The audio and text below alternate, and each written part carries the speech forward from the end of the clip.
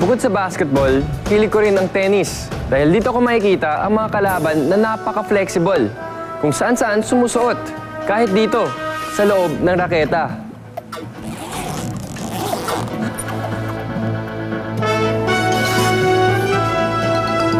Panoorin para bumilib.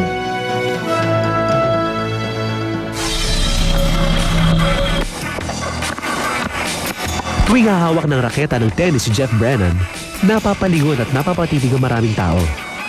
Pero hindi dahil pang Wimbledon ang husay niya, kundi pang circus ang kakayahan niya.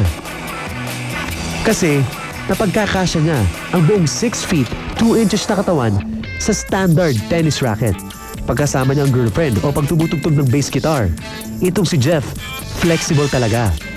Ayon kay Jennifer, normal naman si Jeff. Pero minsan, tinotopak siya at nilalagay ang braso sa likod ng ulo habang nanonood ng TV.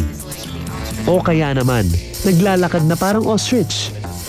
Isang araw kasi, napagtripan lang ni Jeff na iatras ang mga tuhod at maglakad ng ganon. At nung manlaki ang mata ng mga nakakita, natuwa siya. Sa opinyon ng mga doktor, kaya malambot ang katawan ni Jeff ay dahil sa extra elasticity o pagiging malagoma ng mga litig niya. Mukha bang masakit? Hindi, para kay Jeff.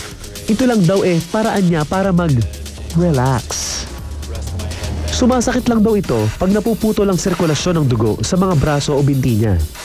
Sa husay ni Jeff, niyaya na siyang mag-show para sa Jim Rose Circus. Kahit saan pa man siya, ang lakas ng dating niya sa mga manonood. Yung iba, natatakot daw pag nakikita siya. Yung iba naman, hindi kumbinsido. Duda sila kung tunay ang mga braso niya. Kaya para maniwala ang lahat, gagawin ulit ni Jeff sa harap nyo. Warm up muna. Kailangan 220 pounds ang bimbang niya. Pagkakasyahin sa kapiranggot na raketa. Naipasok niya ang ulo at mga braso. Susunod ang pinakamahirap na proseso. Mailusot ang mga balikat niya. Kitang-kita naman na malapad ang mga ito. Kaya dapat niyang padulasin ang mga balikat.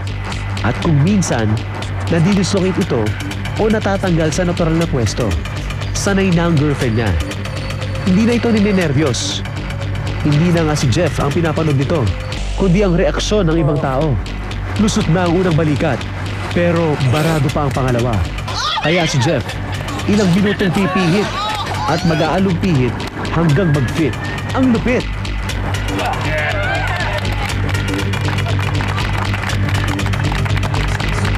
Mabilis nalulusot ang dibdib at tiyan niya. Pero may balakid pagdating sa hita.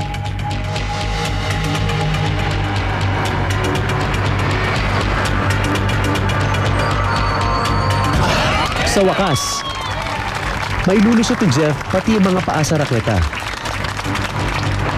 Pero marami pa rin kumukontra. Para sa kanila, ito ay isang malaking racket.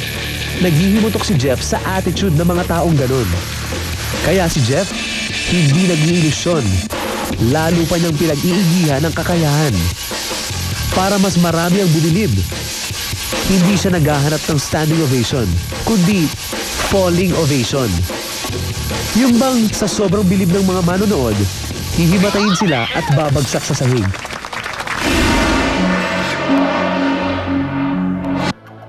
Kung yun ay taong napagkakasya ang sarili sa raketa, makikilala niyo naman mamaya ang mga taong napagkakasya ang sarili sa kapirasong damit na hindi gawa sa tela.